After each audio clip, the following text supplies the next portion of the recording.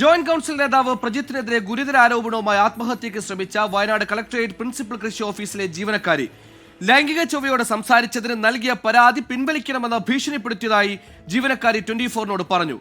ആഭ്യന്തര പരാതി സമിതിക്ക് പരാതി നൽകിയെങ്കിലും നീതി ലഭിച്ചില്ല എന്നും പരാതിക്കാരി ആരോപിച്ചു.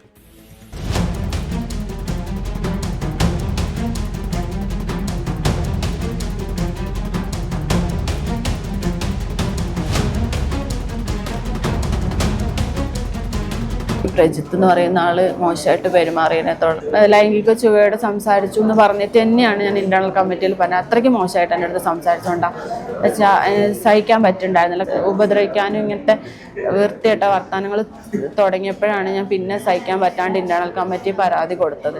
ഇവരുടെ സംഘടനേൻ്റെ ഒരു സെക്രട്ടറി ഉണ്ട്, സുജിത്ത് എന്ന് പറഞ്ഞ പുള്ളിക്കാരൻ എന്നെ വിളിച്ചു. PAO പറഞ്ഞിട്ടാണ് വിളിക്കുന്നത്, പരാതി പിൻവലിക്കണം, പരാതി പിൻവലിച്ചില്ലെങ്കിൽ ഒരുപാട് കോൺസിക്വൻസ് ഉണ്ടാവും എന്നൊക്കെ പറഞ്ഞ് പുള്ളി എന്നെ വിളിക്കുകയാണ് ചെയ്തത്. ഇന്നലെ കളക്ടറേറ്റിലെ പ്രിൻസിപ്പൽ കൃഷി ഓഫീസ് ശുചിമുറിയിലാണ് ജീവനക്കാരിയായ യുവതി ഞരമ്പ് മുറിച്ച് ആത്മഹത്യയ്ക്ക് ശ്രമിച്ചത്. ജോയിന്റ് കൌൺസിൽ നേതാക്കൾക്കെതിരെ ഗുരുതര ആരോപണമാണ് ജീവനക്കാരി ഉന്നയിക്കുന്നത്. തന്നോട് ജോയിന്റ് കൌൺസിൽ നേതാവ് പ്രജിത്ത് മോശമായി പെരുമാറിയതിനെ തുടർന്ന് ഇന്റേണൽ കംപ്ലയിന്റ് കമ്മിറ്റിയിൽ പരാതി നൽകിയെങ്കിലും നടപടി ഉണ്ടായില്ലെന്ന് യുവതി പറഞ്ഞു. മേലുദ്യോഗസ്ഥരുടെ പിന്തുണ ഇവർക്കുണ്ട്. ഇതേ തുടർന്നാണ് പോലീസിലും വനിതാ കമ്മീഷനിലും പരാതി നൽകിയത്.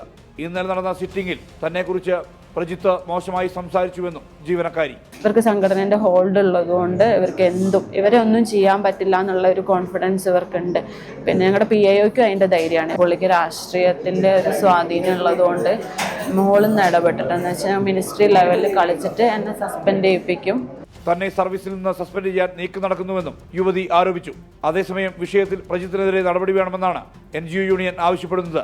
അല്ലാത്തപക്ഷം സമരം ശക്തമാക്കുമെന്നാണ് മുന്നറിയിപ്പ്. വിഷയത്തിൽ NGO അസോസിയേഷനും രംഗത്ത് എത്തിയിട്ടുണ്ട്. ജീവനക്കാരിയുടെ മൊഴി രേഖപ്പെടുത്തിയെങ്കിലും കേസെടുക്കാൻ ഇതുവരെ കൽപ്പറ്റ പോലീസ് തയ്യാറായിട്ടില്ല.